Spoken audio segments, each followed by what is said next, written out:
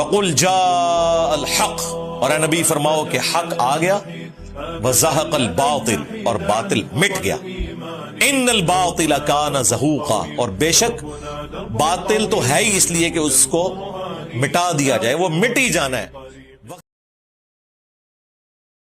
آج کل جو ایک بیماری پھیلی ہوئی ہے خصوصاً بڑے جانور کے اندر، جسم کے اوپر بڑے بڑے پھوڑے نکل آتے ہیں، پھر وہ زخم بن جاتے ہیں، اس کی وجہ سے پھر پیپ پڑتی ہے اور جانوروں کی ڈیتھ بھی ہو جاتی ہے۔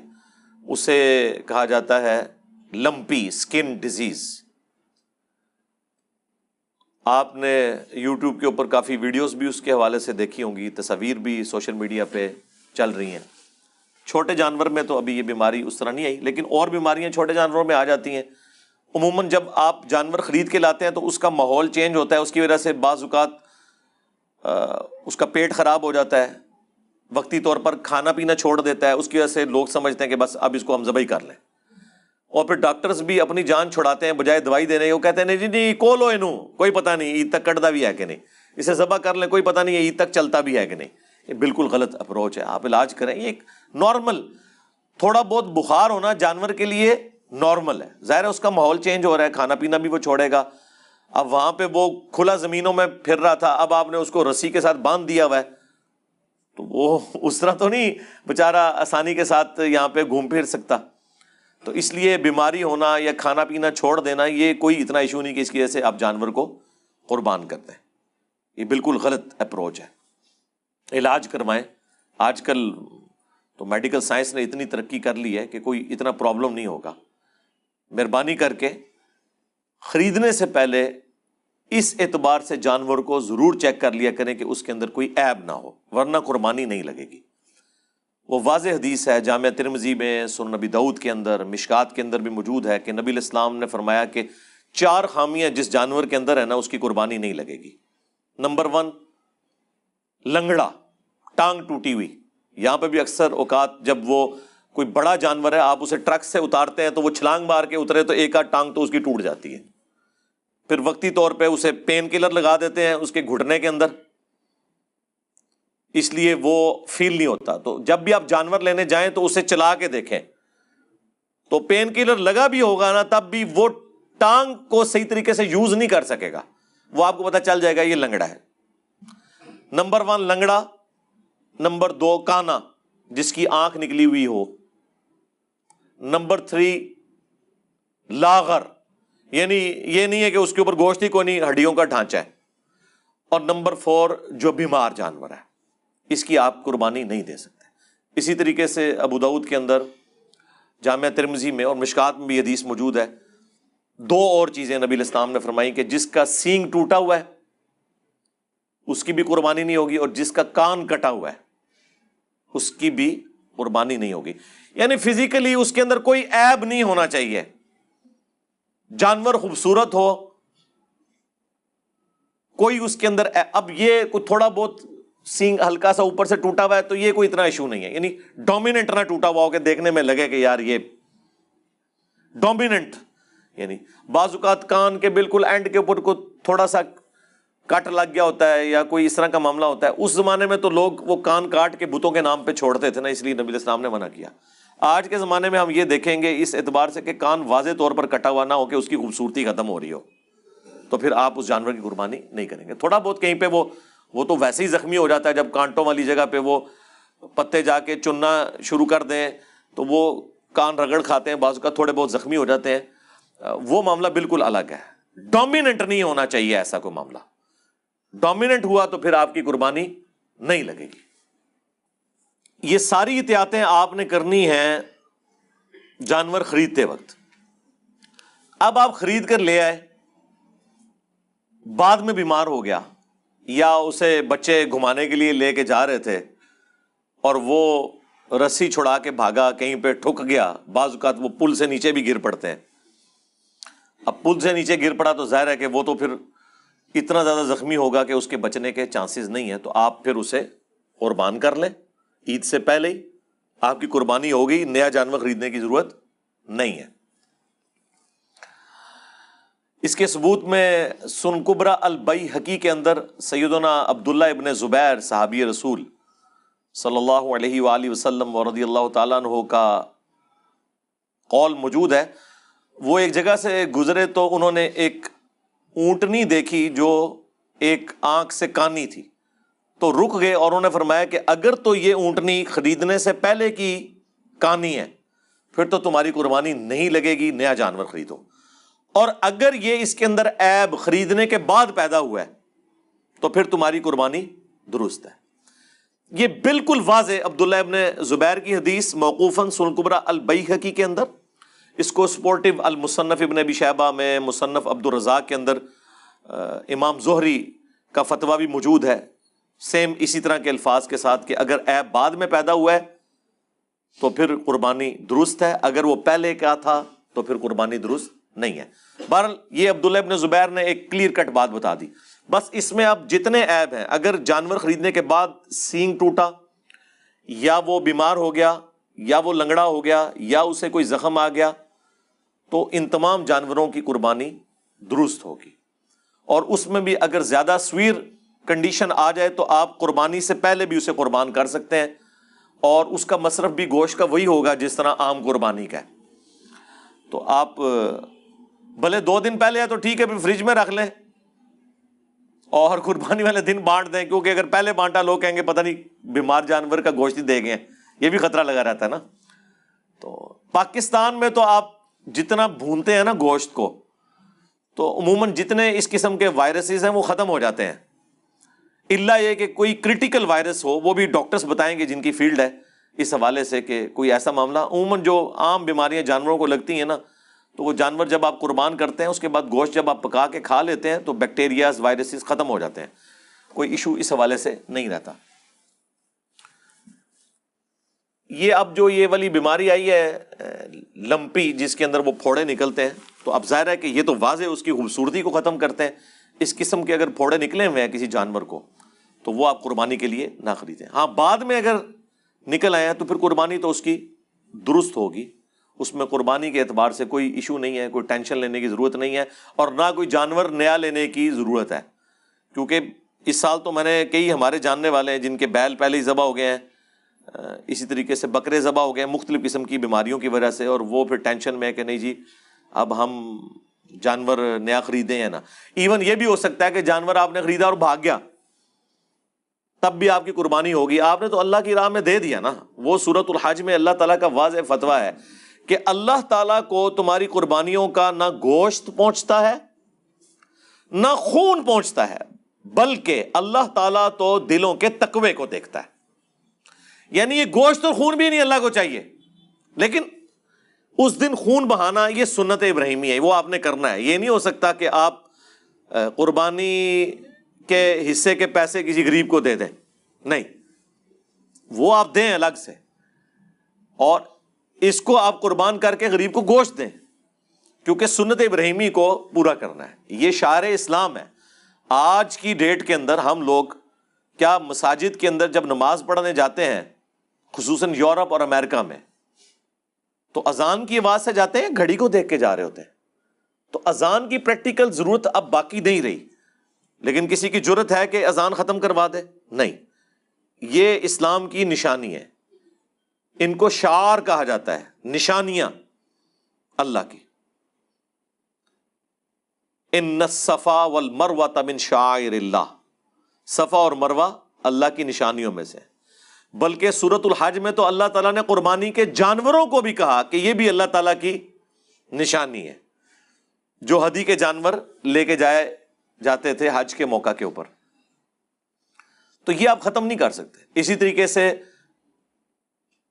صحیح بخاری میں آتا ہے کہ رمل سٹارٹ اس طرح ہوا تھا, یعنی احرام کی حالت میں جو طواف کعبہ کیا جاتا ہے عمرے یا حج کے لیے, عام طواف نہیں جو احرام کی حالت میں ہوتا ہے, اس میں پہلے 3 چکر میں آپ نے چادر کو اپنے دائیں کندھے کے نیچے سے گزار کے یوں کرنا ہے, اس کو ننگا رکھنا ہے مرد کے لیے, اور تھوڑا سا اکڑ کر چلنا ہے اور چھوٹے چھوٹے قدموں کے ساتھ تیز چلنا ہے پہلے 3 چکر کے اندر. اسے رمل کہا جاتا ہے. تو اس کی حکمت بیان ہوئی ہے صحیح بخاری کے اندر کہ مشرکین عرب میں مشہور تھا کہ مدینہ جو ہے یہ بیماریوں کی سرزمین ہے, تو مسلمان بیمار اور لاغر ہو چکے ہوں گے. تو نبی علیہ السلام نے پھر صحابہ کو حکم دیا کہ تم نے یوں کرنا ہے تاکہ تمہارا صحت مند ہونا شو ہو.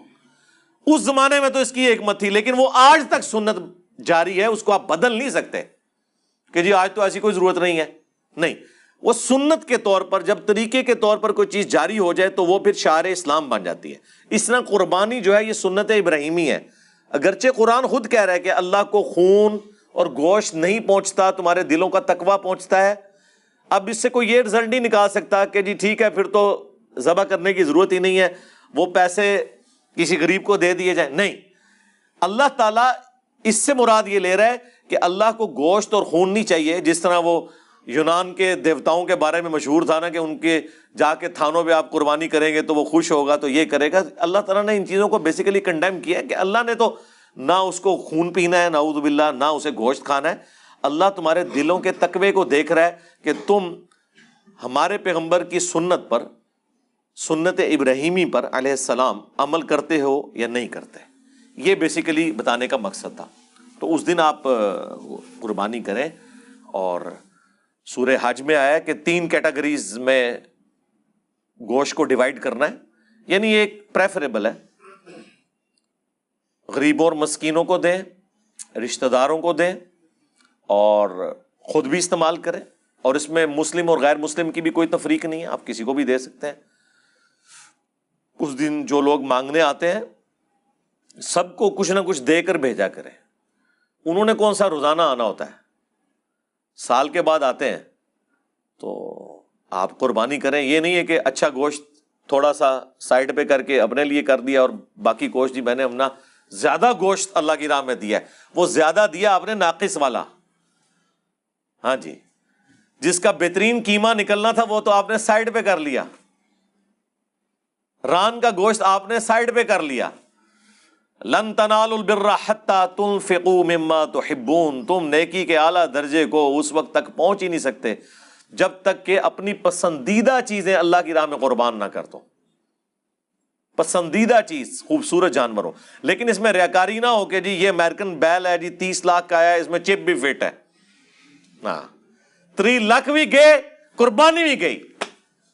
ہاں ریاکاری ہوگی نا. مسند احمد میں واضح حدیث ہے، جس نے دکھلاوے کے لیے نماز پڑھی اس نے شرک کیا. حالانکہ نماز تو اللہ کی پڑھ رہا ہے لیکن ساتھ نیت ہے کسی اور کو خوش کرنے کی. جس نے دکھلاوے کے لیے روزہ رکھا اس نے شرک کیا. جس نے دکھلاوے کے لیے صدقہ کیا اس نے شرک کیا. یہ صدقہ ہے نا اللہ کی راہ میں، پنجابی والا صدقہ نہیں. کوئی بھی نیکی کا کام اسے صدقہ کہا جاتا ہے. تو یہ قربانی صدقہ ہے نا. یہ شرک ہو جائے گی اگر کسی کو دکھلاوے کے لیے کی. تو اللہ سے ڈریں. اگر اللہ کے لیے قربانی کر رہے ہیں تو پھر اس قسم کی پھر ویڈیوز بنوانا جان بوجھ کے اور اکڑنا اس کے اوپر، میڈیا کے لوگوں کو بلانا. ویسے جو عام طور پہ لوگ وی لاگز بنا رہے ہیں اپنی روٹین کے لیے کہ ہم نے یہ جانور لیا، عموماً اپنے معاملات لے کے چل رہے ہوتے ہیں. اس کے اوپر کوئی فتویٰ نہیں ہے. فتویٰ ان کے اوپر ہے جو لوگ اس کی زیادہ قیمتیں بتا رہے ہیں اور روب ڈالنے کی کوشش کر رہے ہیں کہ ہم نے بڑا مہنگا جانور لیا. اگر آپ نے قربانی کے لیے جانور لیا ہے تو آپ اس میں کہیں کسی کو یہ نہ بتائیں کہ جی میں نے اتنے لاکھ کا، اتنے کروڑ کا خریدا. یہ بتانے کی کیا ضرورت ہے؟ ہاں ٹھیک ہے، آپ جانور کے اوپر وی لاگ بنا رہے ہیں، ٹھیک ہے وہ بناتے رہے. تو یہ انسان خود اپنے اوپر ذرا غور و تفکر کرے نا تو اسے آئیڈیا ہو جائے گا کہ یہ عمل وہ کس لیے کر رہا ہے. تو پیسے بھی ضائع، قربانی بھی ضائع، تو فائدہ کیا؟ اور صرف ضائع ہونے پر نہیں ہے، اس کے اوپر وبال بھی ہوگا. صحیح مسلم کی حدیث ہے، قیامت والے دن ایک سخی کو، ایک شہید کو، ایک قرآن کے عالم کو بلایا جائے گا. اللہ تعالیٰ انہیں اپنی نعمتیں گنوائے گا کہ میں نے تمہیں یہ دنیا میں نعمتیں دی تھی، تم نے میرے لیے کیا کیا. شہید کہے گا اللہ جان ہی تھی نہ دے دی تیرے لیے. واقعی اس سے بڑا کام تو کوئی نہیں کر سکتا. اللہ فرمائے گا تم نے اس لیے جان دی کہ لوگ تمہیں بہادر کہیں اور دنیا میں تمہاری بڑی تعریف ہو چکی، تمہیں دنیا میں اجر مل گیا، اب میرے ہاں تمہارے لیے کوئی اجر نہیں ہے. اوندھا منہ کر کے جہنم میں پھینک دیا جائے گا. سخی کو اللہ بلائے گا. سخی کہے گا اے اللہ جس جس جگہ تو نے ترغیب دلائی تھی نا کہ میں تیری راہ میں خرچ کروں، میں نے خرچ کیا.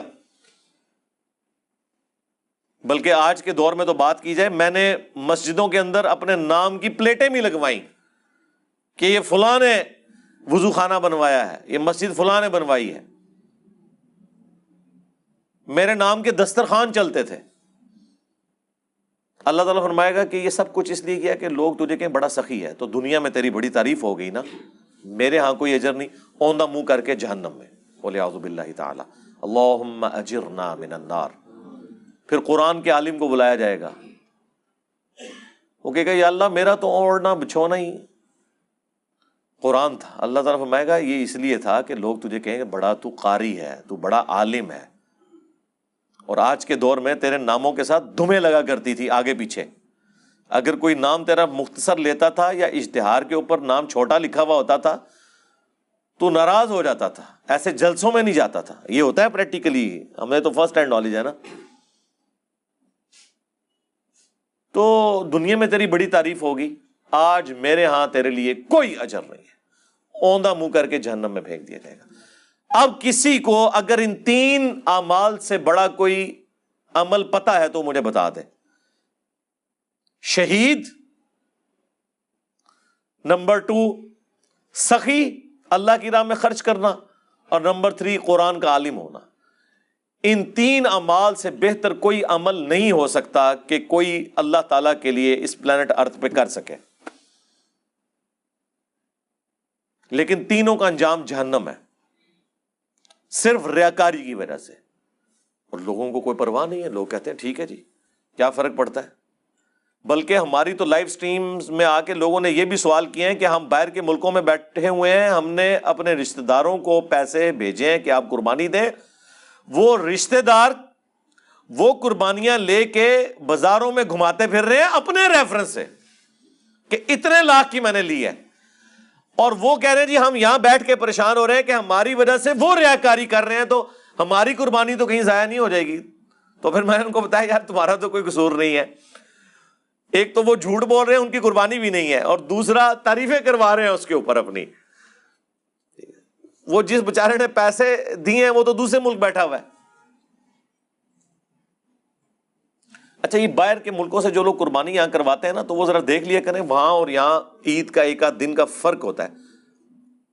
ویسے اس میں کوئی مسئلہ نہیں ہے، یہاں پر تو یہاں کا حکم لگے گا، لیکن پھر بھی اگر کسی نے وہم نکالنا ہے نا تو اس اعتبار سے دیکھ لیں. اگر پہلا دن آپ کو سوٹ کرتا ہے، یعنی پیرلل میں دونوں طرف وہ دن موجود ہو. ویسے یہ میں آپ کو احتیاطاً بتا رہا ہوں، اس کا یعنی اس دین سے کوئی اس حوالے سے تعلق نہیں ہے. جس جگہ آپ نے قربانی کے لیے پیسے دیے ہیں وہیں کا چاند شمار ہوگا، وہیں کے عید کے دن شمار ہوں گے. قربانی کے 3 دن ہیں. وہ عبداللہ ابن عمر کا قول موجود ہے الموطا امام مالک کے اندر کہ قربانی عید کے بعد 2 دن تک درست ہے. عید کا ایک ہی دن ہوتا ہے، بڑی عید کا بھی. یہ 3 دن ایام النہر ہوتے ہیں قربانی کے. قربانی کے 3 دن ہیں، عید کا ایک دن ہے 10 ذوالحجہ جس دن آپ عید کی نماز بھی پڑھتے ہیں. 11 اور 12 قربانی کے دن ہیں. الموطا امام مالک میں مولا علی علیہ السلام کے حوالے سے بھی موجود ہے. باقی وہ جو روایت ہے مسند احمد کے اندر، باقی کتابوں میں وہ منقطع روایت ہے، اس کے اوپر میری الگ سے ویڈیوز آ چکی ہیں. سوائے امام شافعی کے باقی پوری امت کا اتفاق ہے، حنفی ہوں، مالکی ہوں، حنبلی ہوں، اہل حدیث ہوں، شیعہ ہوں، اثنا عشری شیعہ ہوں، باقی سب کے نزدیک قربانی 3 دن تک ہے، 10، 11 اور 12. البتہ جو ایام تشریق ہیں ان میں تکبیرات آپ نے پڑھنی ہیں. وہ 4 ایام تشریق ہیں پلس ایک حج کا دن، یعنی 9 ذوالحجہ کی صبح سے لے کر 13 کی عصر تک آپ نے تکبیرات پڑھنی ہے. المصنف ابن ابی شیبہ کے اندر موجود ہے مولا علی علیہ السلام سے، اور صحیح بخاری میں موجود ہے کہ امام باقر جو تھے، امام جعفر کے والد، امام زین العابدین کے بیٹے اور حسین ابن علی کے پوتے علیہم السلام اجمعین، وہ نفلی نمازوں کے بعد بھی تکبیرات پڑھا کرتے تھے. اللہ اکبر، اللہ اکبر، لا الہ الا اللہ، واللہ اکبر، اللہ اکبر وللہ الحمد. یہ بھی پڑھ سکتے ہیں اللہ اکبر کبیرا والحمد للہ کثیرا وسبحان اللہ بکرۃ واصیلا. یہ بھی پڑھ سکتے ہیں. یہ تکبیرات یعنی ان دنوں کے اندر سنت ہے پڑھنا. تو وہ بات شروع ہوئی تھی بیمار جانور کی قربانی کا معاملہ. یہ صرف فقہ حنفی میں واجبیت ہے، باقی پوری امت اسے سنت مانتی ہے. سنی ہو شیعہ ہو، سنیوں میں جتنے ہیں سوائے حنفیوں کے، مالکی ہوں، شافعی ہوں، حنبلی ہوں، اہل حدیث ہوں، اثنا عشری ہوں، سب کے سب کہتے ہیں قربانی سنت ہے، واجب نہیں ہے. بلکہ سنن کبریٰ البیہقی کے اندر، مصنف عبد الرزاق میں، باقی کتابوں میں موجود ہے کہ سیدنا ابو بکر اور عمر رضی اللہ تعالی عنہما علیہم السلام بعض اوقات جان بوجھ کے بھی قربانی چھوڑ دیتے تھے، لوگ اسے فرض اور واجب نہ سمجھ لیں، استطاعت کے باوجود. بعض لوگ پوچھ رہے ہوتے ہیں جی ہم وہ قربانی جو ہے جی ادھار اٹھا کے کر لیں. جی کر لیں، سارے کام ادھار اٹھا کے ہی ہو رہے ہوتے ہیں. حج کر لیں، جی کریں. کمیٹیاں جو آپ نے ڈالی ہوتی ہیں ادھار ہی ہوتی ہیں نا.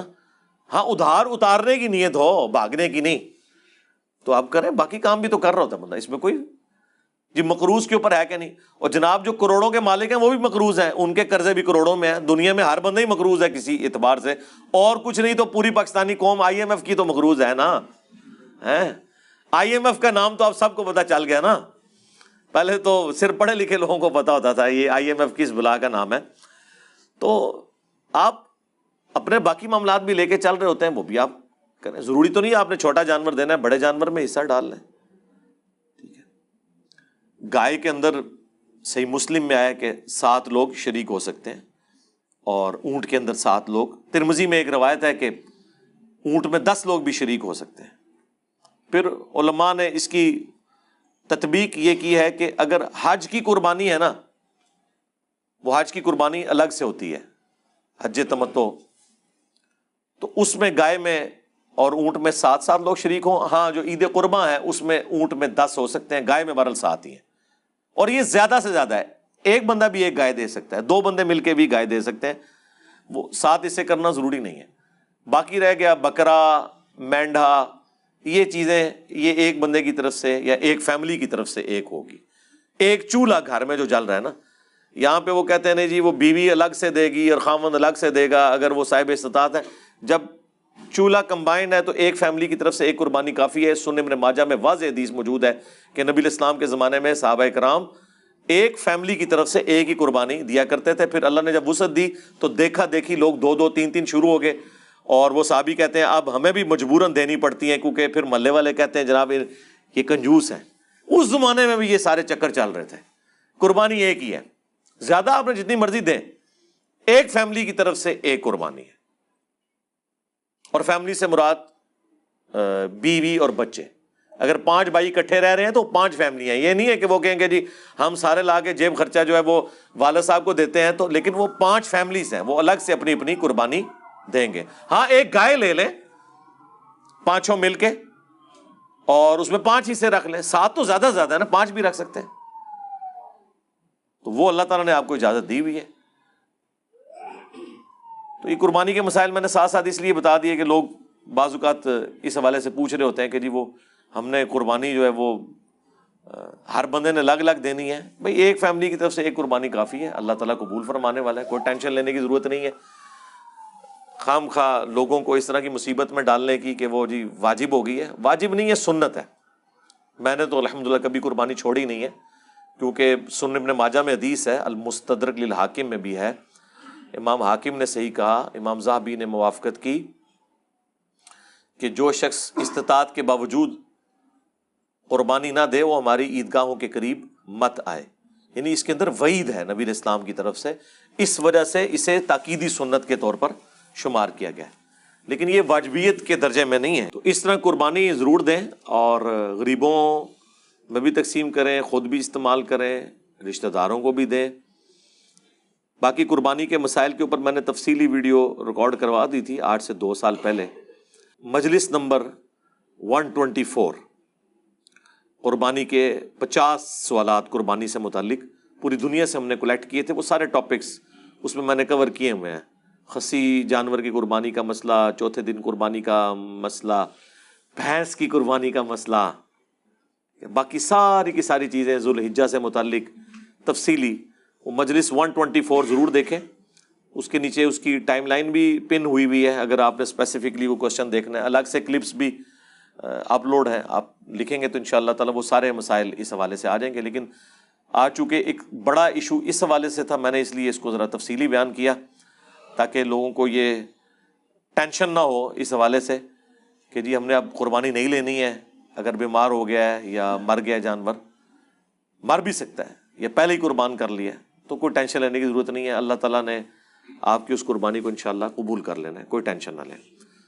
صلو علی محمد وآل محمد، اللہم صلی علی محمد وعلی آل محمد واصحاب محمد وازواج محمد اجمعین الی یوم الدین، آمین.